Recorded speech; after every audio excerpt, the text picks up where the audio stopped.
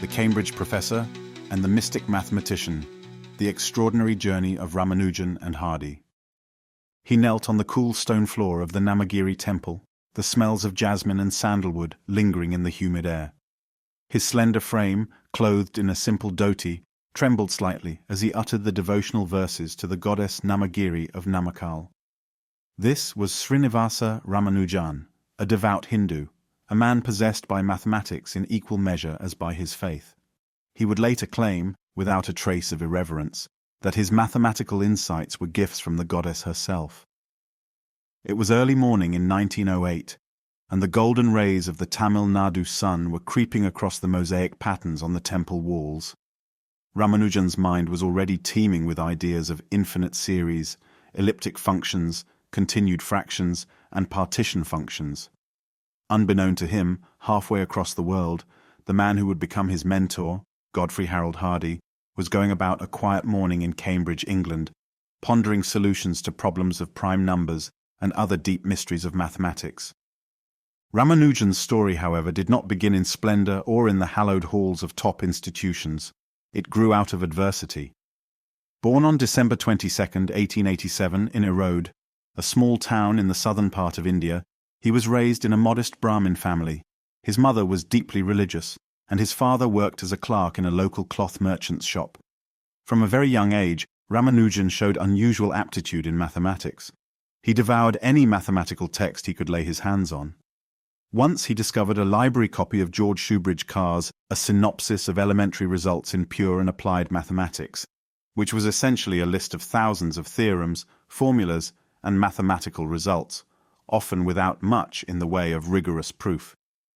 The brevity of Carr's style suited Ramanujan's agile intellect. He delighted in gleaning patterns and forming leaps of intuition with minimal scaffolding.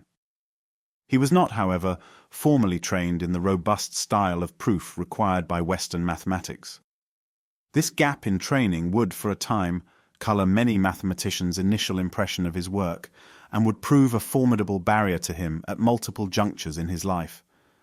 Nevertheless, the flame of his creativity would not be doused.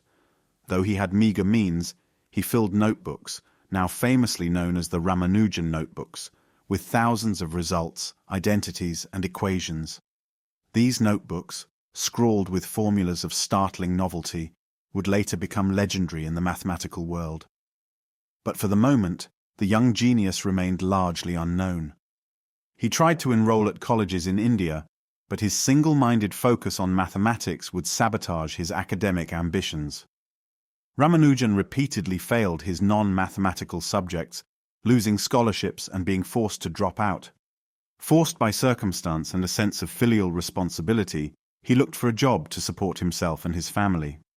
A clerkship in the Madras Port Trust, arranged by Indian mathematician Ramachandra Rao and others who had glimpsed his brilliance, gave him some measure of financial security.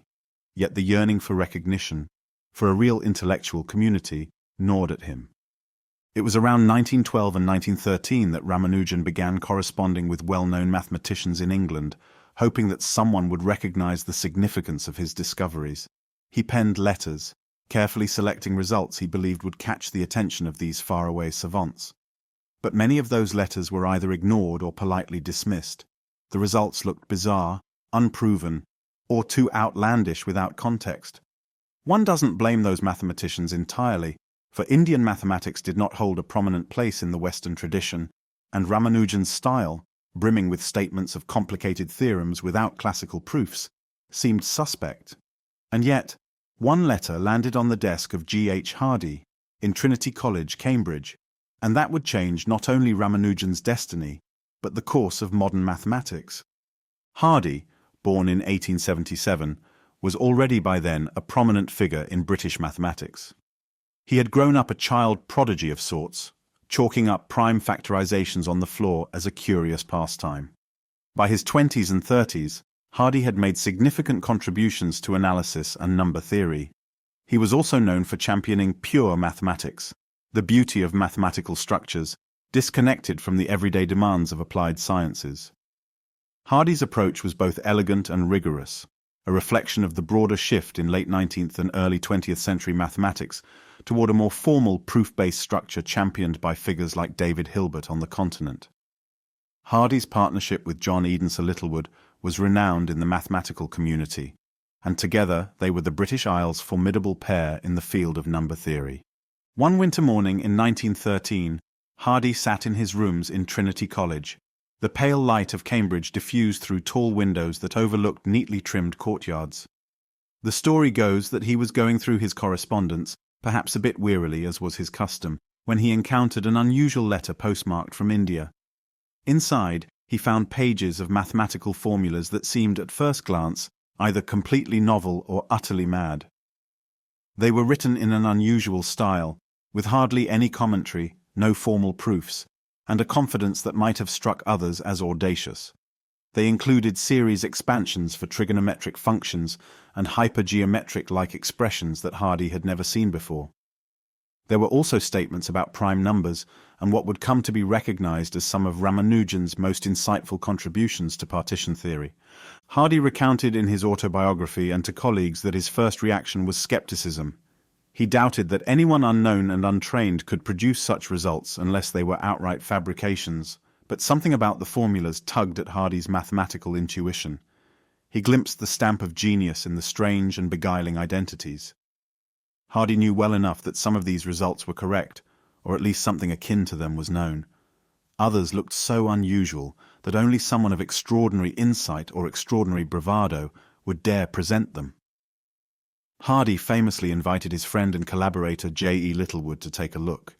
He is said to have remarked, "They must be true, because if they were not true, no one would have the imagination to invent them." This was, of course, an informal pronouncement, but it captured the essence of Hardy's reaction. He recognized that the writer of the letter was no charlatan. Here was something new under the sun.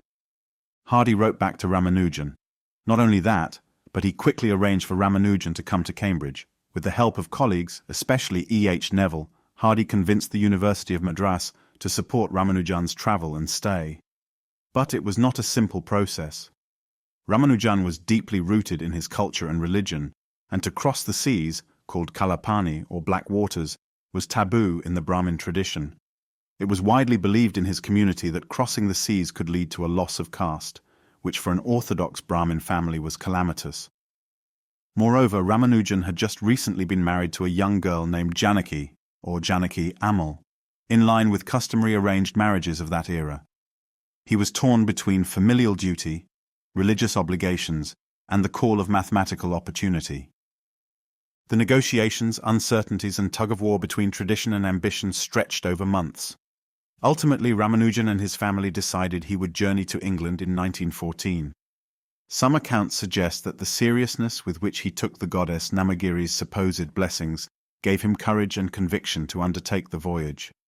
He believed that if his mathematics was divinely inspired, then perhaps this was part of the divine plan. He took a ship to London, arriving in a chilly and fog-laden land in the spring of 1914, a stark contrast to the heat and colour of his native South India. England itself was on the brink of turmoil. World War I began that very year, casting a pall of uncertainty and tension across Europe. Cambridge was no exception, with many of its students and alumni leaving for the war effort. It was an unusual time to undertake a grand mathematical collaboration, but perhaps all the more reason that Ramanujan's arrival was seen as a strange stroke of providence. Hardy took him under his wing, ensuring he had the financial support, lodging, and the environment needed to flourish academically. At first, the transition was not easy. Ramanujan was a strict vegetarian, partly from his religious background, and it was difficult to find food he could eat under the rationing conditions of wartime Britain. He also found the weather harsh, and he was prone to illness, perhaps partly due to malnutrition, and partly due to the stress of his new surroundings. Nevertheless, once he settled, his mind seemed to overflow with ideas. Hardy found in Ramanujan a wellspring of ingenuity, yet their relationship was not merely that of equals. While Hardy respected Ramanujan's raw brilliance, he recognized that Ramanujan had never been formally trained in the Western style of rigorous proof. Hardy saw it as his mission to help Ramanujan refine and present his discoveries in a format acceptable to the mathematical community. He wanted the world to see the depth and correctness of Ramanujan's ideas, not just be dazzled by cryptic statements. Hardy, for his part, also gained a wealth of insights from Ramanujan's out-of-the-box creativity. Ramanujan's leaps of intuition often preceded formal reasoning. He would see patterns and relationships that took Hardy and Littlewood considerable time to put on firm theoretical foundations. In one of the letters that Ramanujan wrote to Hardy before coming to England, he famously listed a number of results without proofs. One of them was his now classic formula for the asymptotic of the partition function p of n, the number of ways one can write a natural number n as a sum of positive integers, without regard to order. Up to that time, partitions had been studied, but no one had found such a profound and accurate asymptotic expansion. Hardy and Littlewood were stunned. They worked with Ramanujan to lay out a rigorous foundation for this result, which became a landmark contribution in analytic number theory. Later, Hardy recalled the moment he realized that Ramanujan's formula for p of n was something altogether new, bridging complex analysis and combinatorics in a way that would herald new techniques for generations of mathematicians. Time in Cambridge was both exhilarating and fraught for Ramanujan. The war cast shortages and gloom. Many of the students and colleagues were gone. There was also the matter of Ramanujan's health, which steadily declined. He was hospitalized multiple times, suffering from illnesses that were not well diagnosed then. Some suggested it might be tuberculosis, while others considered severe vitamin deficiencies or other complications. Despite the physical hardships, Ramanujan produced a torrent of results, culminating in numerous papers published in the Proceedings of the London Mathematical Society and other esteemed journals. Hardy regularly invited Ramanujan to his quarters at Trinity College, which were high-ceilinged rooms lined with books from floor to ceiling. He introduced Ramanujan to other mathematicians and tried to encourage him socially, but Ramanujan remained somewhat isolated. He spent many days alone, filling his notebooks with more results. Sometimes Hardy would drop by unannounced and find Ramanujan scribbling new formulas, or perhaps lying in bed, too weak to do anything but read. Hardy grew concerned, not just for Ramanujan's health, but also for his state of mind. They were quite different personalities. Hardy was an atheist with a certain distaste for religion, whereas Ramanujan's devoutness was unwavering.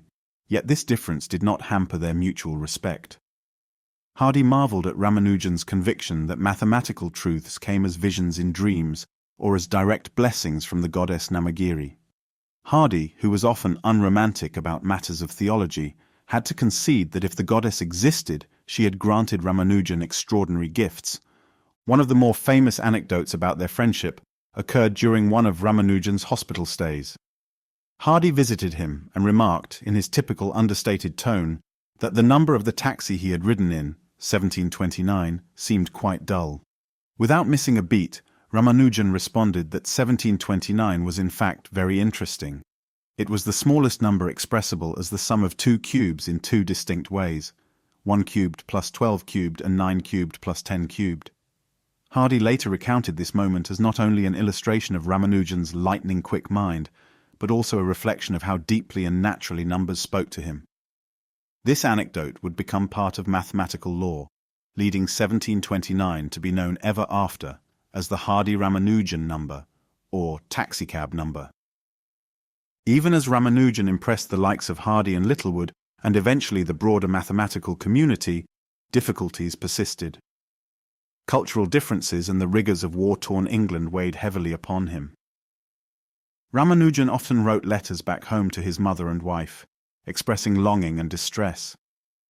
Janaki was still in India, and they had been apart for years. Further, the cold climate and the scarcity of the vegetarian diet contributed to Ramanujan's deteriorating condition. By 1916, however, his genius was formally recognized.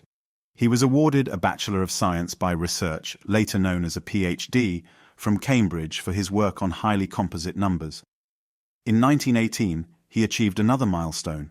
He was elected a Fellow of the Royal Society, one of the highest honours in British science, and soon after, he was made a Fellow of Trinity College, Cambridge. These were remarkable achievements for any mathematician. For an Indian, a devout Brahmin, It was groundbreaking in a period when racial prejudice and colonial attitudes were the norm. During this time, Hardy's life and career also evolved. While overshadowed by the war, Hardy continued collaborating with Littlewood, honing his reputation for rigorous analysis. He was working deeply on the distribution of primes, on inequalities, and on the foundations of mathematical analysis. In many ways, Ramanujan's arrival injected fresh energy into Hardy's intellectual pursuits, challenging him to think in new ways. Hardy prided himself on the clarity and precision of his proofs, while Ramanujan often provided glimpses of results without a standard derivation. Their working relationship became a dance of minds, Hardy pushing for the step-by-step reasoning, Ramanujan leaping to the final results by some intuitive lightning strike. Hardy once commented that if each of them had scored points on pure originality, Ramanujan would have outscored him by leaps and bounds, but that in building a lasting mathematical edifice, both modes of thinking had to join forces. By the end of World War I, Ramanujan's health had reached a critical stage. It was decided, with Hardy's encouragement, that returning to India might help him recover. The ocean voyage, ironically, was less of a taboo than it had been initially, perhaps because his reputation had grown and because of his family's acceptance of the necessity. He left England in 1919, returning to a hero's welcome among some local mathematicians, but he was very ill. Despite hopes of recuperation, his condition worsened, and on April 26, 1920, he passed away at the age of 32. The official cause of death was listed as tuberculosis, but modern scholars have speculated about other possibilities, including hepatic amoebiasis or some other complications. Hardy was deeply affected by the loss. He later wrote that Ramanujan's death was the greatest single blow he had ever suffered, and that his place in the world of mathematics was as secure as anyone who had lived. In the wake of Ramanujan's passing, his notebooks remained, a collection of thousands of theorems, identities, and formulas. Some were published, others awaited the patient deciphering of mathematicians in the decades to follow. Hardy, along with Littlewood and others, took up the task of editing and interpreting Ramanujan's work, ensuring that it reached a wider audience. Over the years, those notebooks continued to yield new insights, fueling research in areas like Mach theta functions, Q-series, and other fields that remain active even in the 21st century. Ramanujan's legacy became a testament not only to innate genius, but also to the necessity of collaboration and mentorship. Without Hardy, it is quite possible that Ramanujan's light would have remained unrecognized, flickering out in obscurity under the weight of poverty and lack of opportunity. Hardy, for his part, continued to be a major force in mathematics until his death in 1947. He wrote works on the nature of mathematical beauty and the role of pure mathematics. He famously penned A Mathematician's Apology, a reflective essay that spoke of the aesthetics of mathematics and the rationale behind pursuing theoretical discoveries. In that work, Ramanujan's name appeared as an example of the highest order of mathematical beauty. Hardy noted that while many mathematicians do wonderful things, there are very few who do things that are quite as startling as Ramanujan's best achievements.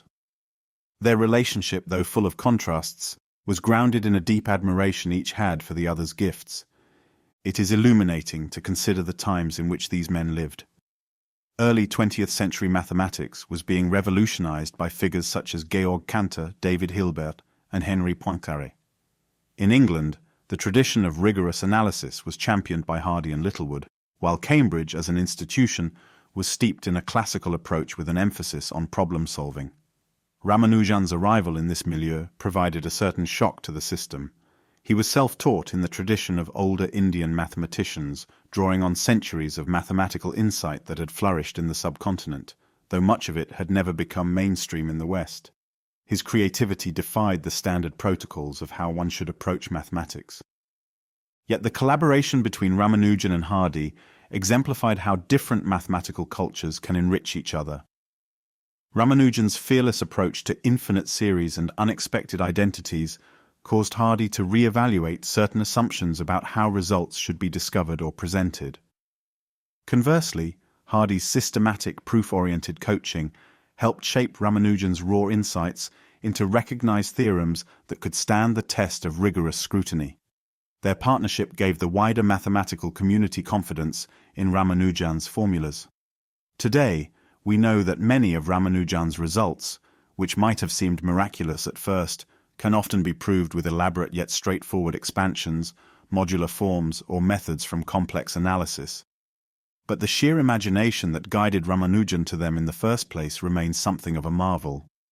Indeed, Ramanujan's devotion to Namagiri was crucial in his own narrative of how he arrived at these results.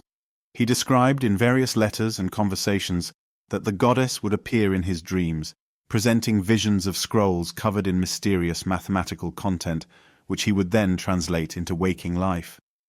To a mathematician like Hardy, who was staunchly atheist and rational, such claims were puzzling.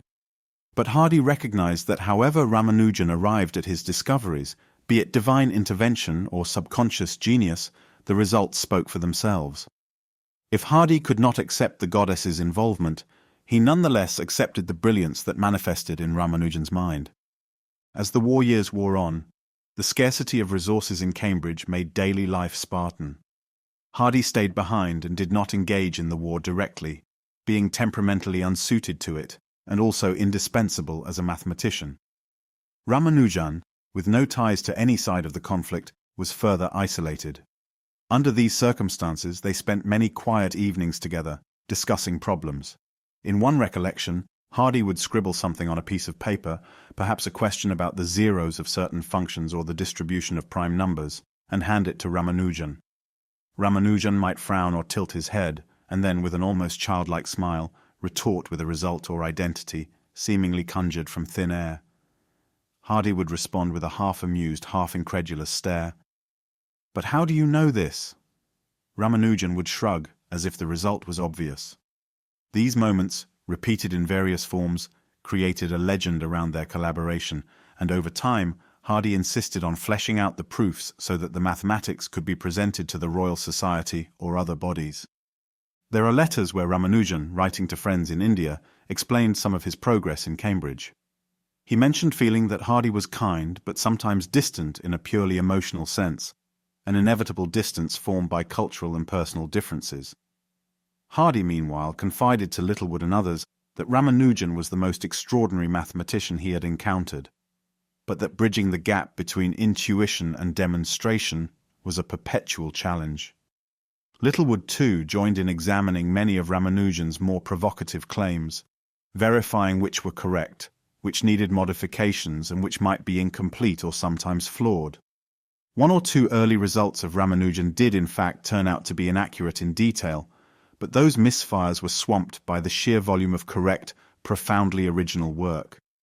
Ramanujan's brand of mathematics was not purely about special functions or number theory. He had a remarkable ability to manipulate infinite series, especially those that appear in Q-series or elliptic function expansions, and to provide expansions for things that no one else had even thought to consider. For instance, his identities for what are now called modular forms or Mach theta functions extended well beyond the known theories of elliptic or theta functions in his era. These expansions, discovered in the last years of his life, and known from the lost notebook, which was found decades after his death, were so ahead of their time that mathematicians only fully developed the underlying theory in the late 20th century. The likes of George Andrews and Bruce Berndt spent years painstakingly analyzing these results, marveling at how Ramanujan could see so deeply into structures that would only become mainstream with the advent of post-war mathematics. Influenced by André Weil, Shimura, Taniyama, and others who advanced the study of modular forms. Throughout all this, Ramanujan's health was a persistent, looming problem. His diagnoses varied, and his weight plummeted. He complained of persistent fevers, coughing fits, and an inability to keep down many foods. Hardy would arrange for doctors to see him, but medical science at the time could only do so much. The severity of the wartime constraints made it difficult to access fresh produce or specialized diets that suited Ramanujan's strict vegetarianism. The Cambridge dampness and gloom only compounded matters. He was at times moved to various convalescent homes near the sea, in the hope that the fresh air might help, but the improvements were short-lived. One can imagine the tension between Ramanujan's physical decline and his mental outpouring of mathematical results. It was as if his body was yielding, while his mind was more active than ever. In occasional letters, Hardy might have tried to reassure friends in India that Ramanujan was doing better, that the worst had passed, but this optimism was not always borne out by events. Ramanujan himself grew philosophical.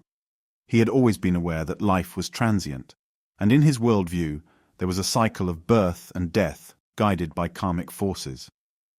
"If Namagiri calls me back," he told a friend, "it must be her will." That friend, deeply moved, recorded the comment. Hardy, hearing such reflections, might have been deeply concerned, yet philosophical in his own secular way.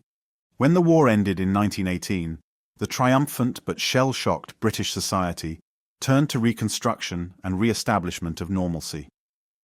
Cambridge began to refill with returning scholars and new students.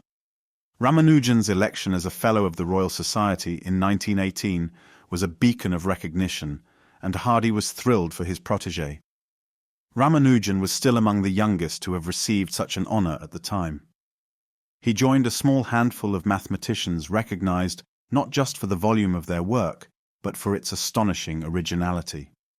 In social gatherings, albeit limited by his health, Ramanujan was introduced to other fellows, some of whom did not quite know what to make of him. There were polite attempts at conversation about the war, or about India's political situation, which was becoming restive under colonial rule. Srinivasa Ramanujan was not overly interested in politics.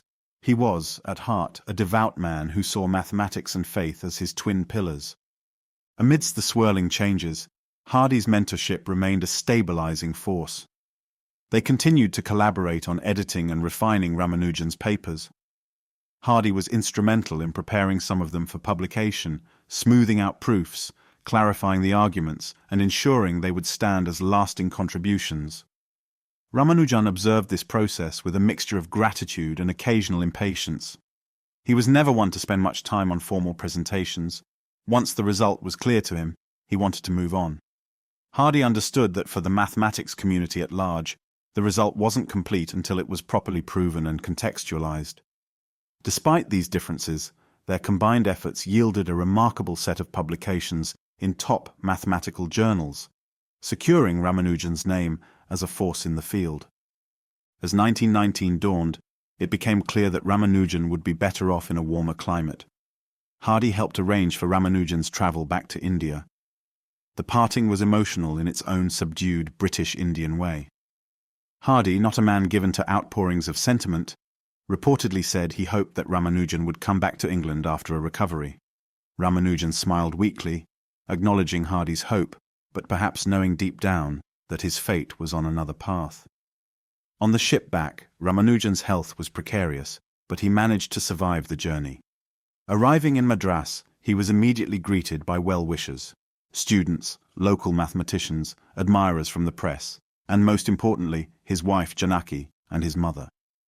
After years apart, the reunion was bittersweet. His frailty was evident, yet his eyes still shone when he discussed mathematics. He did manage a brief respite, living at home in Madras. However, the progress of his illness was unstoppable. Even so, he continued to scratch out new formulas in what would be known as his final, lost notebook. Some of these he sent to Hardy in letters, others remained in his trunk or with friends. He passed away in April 1920, leaving the Indian mathematical community in sorrow. Word reached Hardy in Cambridge a few weeks later, conveyed by telegram and official letters. Hardy, upon hearing the news, reportedly shut himself in his rooms. Friends recalled that he was inconsolable for days. He emerged later, solemn, to confirm the passing of his greatest protégé, the one man who had done mathematics on a plane Hardy could scarcely comprehend in full. In subsequent years, Hardy continued to speak of Ramanujan with reverence. Whenever asked about the greatest intellectual experiences of his life, he pointed to the discovery of Ramanujan and the extraordinary collaboration that followed. Hardy's own career spanned more years, seeing new developments in analysis and number theory, yet his memory of those few intense years with Ramanujan remained central. In A Mathematician's Apology, published in 1940, Hardy wrote about the creative life of a mathematician, highlighting that pure mathematics to him was akin to art. He invoked Ramanujan's results as prime examples of artistic triumph in mathematics, praising the elegance and depth of his theorems. Meanwhile, in India, Ramanujan's memory took on a near-mythic status. Over time, mathematicians would gather on his birth anniversary, December 22nd, to pay tribute. His notebooks were studied in depth by researchers like G.N. Watson, B.M. Wilson, and much later, Bruce Berndt, who systematically annotated them, unveiling the labyrinthine complexity of his ideas. These notebooks became an enduring source of theorems, and new discoveries emerged from them throughout the 20th century, well after Hardy's own passing in 1947. Culturally, the story of Ramanujan and Hardy became a symbol of cross-cultural exchange, a bright star shining in a sky often darkened by colonial tension. Ramanujan had, against all odds, become part of the British mathematical establishment and was recognized for his genius. This was no small feat in an era when few Indians were acknowledged in academic circles. Hardy, for his part, showed that genuine scholarship and mentorship could transcend the prejudices and barriers of the time. While not known for overtly political statements, Hardy's actions demonstrated a belief that mathematical talent knew no racial or geographic boundaries. The fruits of their partnership were manifold. Together, they advanced the theory of partitions to new heights, developing methods that involved complex contour integrals and modular forms. They studied the properties of the Riemann zeta function and related L functions, with Ramanujan providing intriguing insights that would fuel future mathematicians' attempts to understand the distribution of prime numbers. They published joint papers on various series and integrals, some of which remain fundamental in understanding special values of functions in analytic number theory.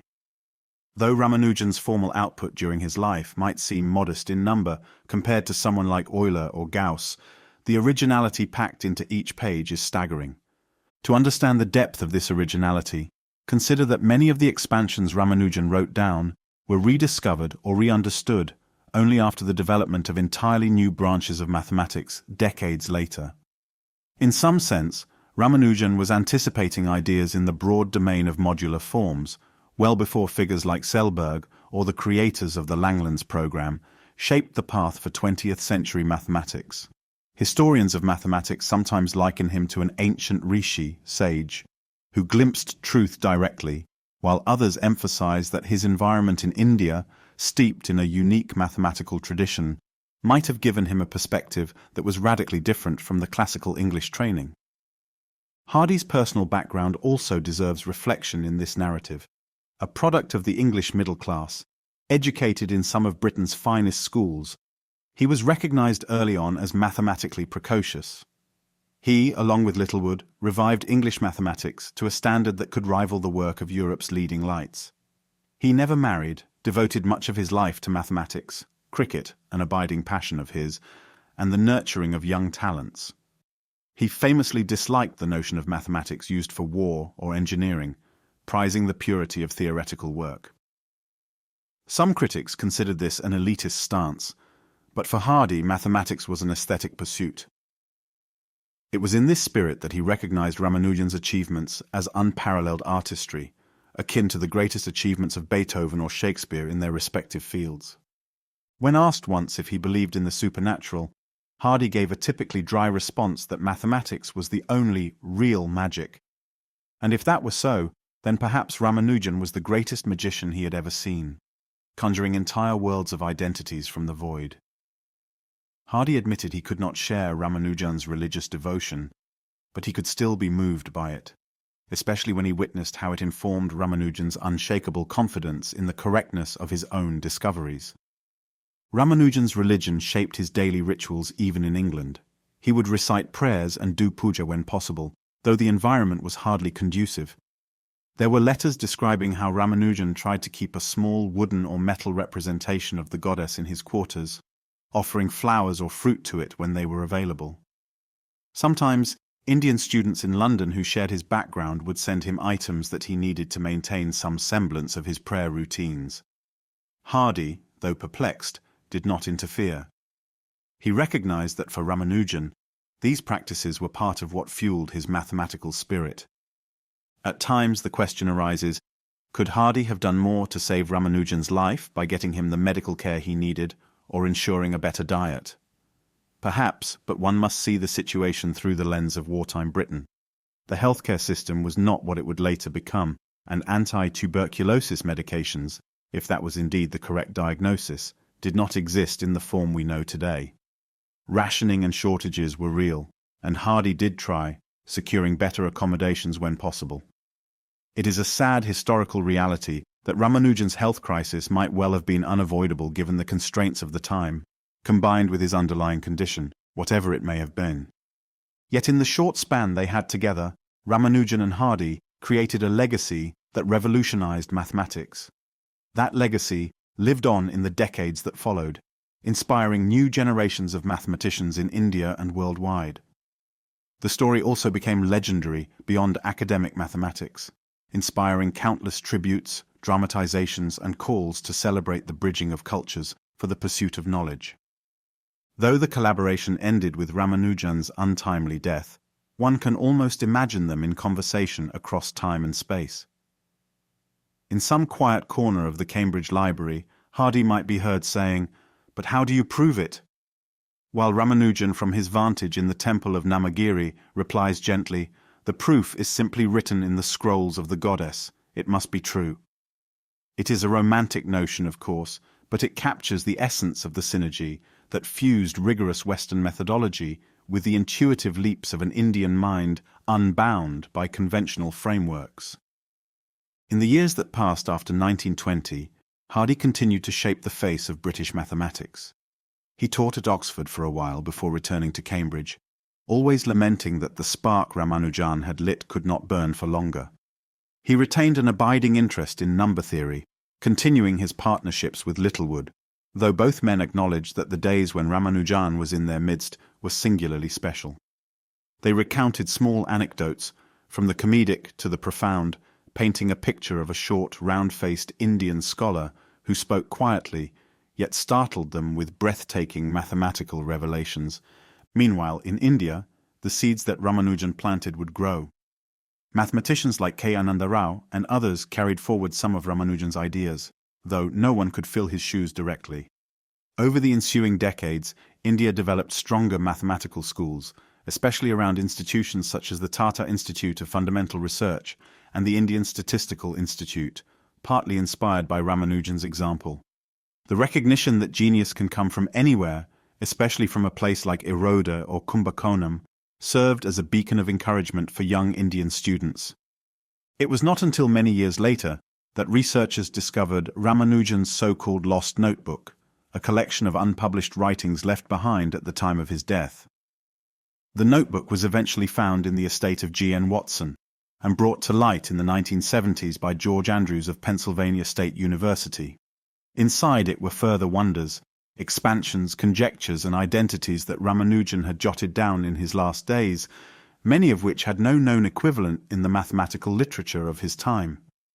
The publication and subsequent study of the lost notebook led to a new wave of Ramanujan-inspired research in the latter part of the 20th century, proving that his contribution was not just contained in the 1910s, but spanned well into the future. Hardy did not live to see this rediscovery. He passed away in 1947, having left an indelible mark on analysis and number theory. Yet his role as Ramanujan's mentor and champion overshadowed many of his other achievements, in the sense that the wider public recognized him mainly as the man who recognized Ramanujan.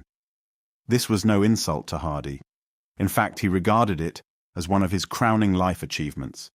He had recognized, nurtured, and validated a once-in-a-century genius. Without that recognition, Ramanujan might have remained an obscure mathematical mystic, known only to a handful of people in Madras, or overshadowed by the pressing demands of daily survival. In the broader historical context, the story of Ramanujan and Hardy sits at the intersection of empire, religion, academic tradition, and individual brilliance. It demonstrates that even under the constraints of colonial rule, with all its inherent power imbalances, there could be moments of pure intellectual collaboration. It highlights the humility needed on both sides.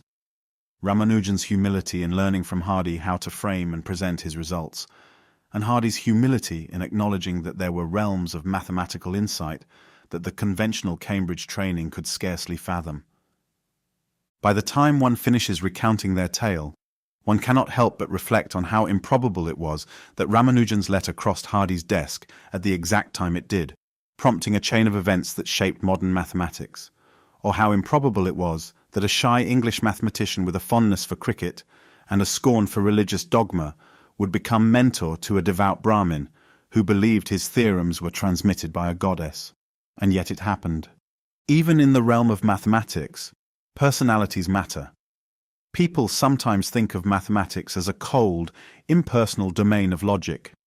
But Hardy and Ramanujan remind us that behind every great theorem is a human story, of faith and doubt, of longing and triumph, of friendship and friction. Mathematical progress, like all human pursuits, is woven into the tapestry of individual lives. One can imagine Hardy, in the twilight of his years, sitting in a chair by his window, perhaps overlooking the backs at Cambridge, or quietly paging through the last letters from Ramanujan. He might run his fingers over the hand-scrawled formulas, still perplexed by the question, how did he do it? And he might recall with a certain ache in his heart the warm, humble soul who once sat in that chair across from him, explaining in a soft Indian accent that a certain infinite series added up to a surprising value. In those quiet moments, Hardy might have marveled all over again. Mathematics is indeed magic, and Ramanujan was its greatest sorcerer. Of course, magic in mathematics is a metaphor, but it captures the enchantment that Ramanujan's abilities cast on all who encountered him. Even after a century, the story continues to inspire. Children in India hear of Ramanujan's brilliance and the devotion he showed to Namagiri. Aspiring mathematicians learn that the pure spark of intuition can coexist with the rigorous demands of proof. Teachers remind their students that Ramanujan faced failure in formal examinations, emphasizing that academic hurdles do not always predict one's ultimate contributions to a field.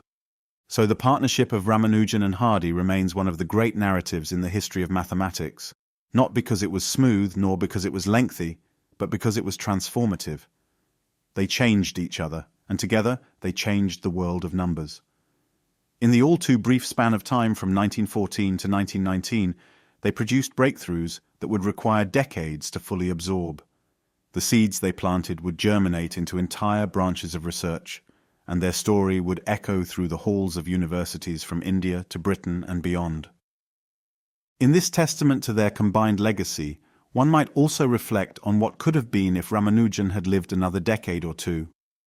Would he have continued to unearth more of the hidden treasures of the mathematical universe? Almost certainly yes. Would he have integrated more deeply into the mainstream tradition of formal proofs and systematic exploration, bridging the best of both worlds? Perhaps so. But even with the heartbreak of his early passing, the luminous nature of his contributions stands undiminished. In the final analysis, the relationship between Ramanujan and Hardy is a testament to how mentorship can and should be, recognizing extraordinary potential, providing the framework for it to flourish, and yet respecting the deep individuality of the person being mentored. Hardy never tried to force Ramanujan to abandon his beliefs. He accepted Ramanujan's statements, then worked with him to build a structure others could understand. And for his part, Ramanujan came to value the rigorous approach, even if it never fully replaced his intuitive leaps. The times were not easy. War overshadowed their daily life, cultural differences created tensions, bigotry was widespread, and resources were scarce. And yet, in that small bubble of intellectual exchange, something miraculous occurred.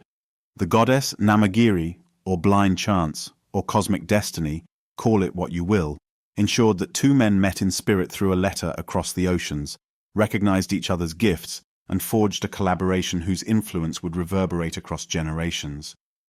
To close this story in a final scene, picture the quadrangle of Trinity College, Cambridge, hushed in the late evening. The lamplight flickers from Hardy's window. He is rereading some of Ramanujan's theorems, checking a detail, marveling again at the flair with which Ramanujan combined terms and recognized patterns. Outside, the wind rustles through the manicured lawns. A faint memory of distant India lingers in the air. Through all the uncertainties of the Great War, in the face of sickness and heartbreak, a profound truth shines in Hardy's mind. He had been the right person at the right time to shepherd a genius into the world's consciousness. And that genius, even in his physical absence, lived on, not just in the dusty pages of academic journals, but in the living, breathing progress of mathematics itself. Hardy gently places the notebook aside, and perhaps for a moment he allows himself a rare smile, reflecting on the miracle that was Ramanujan.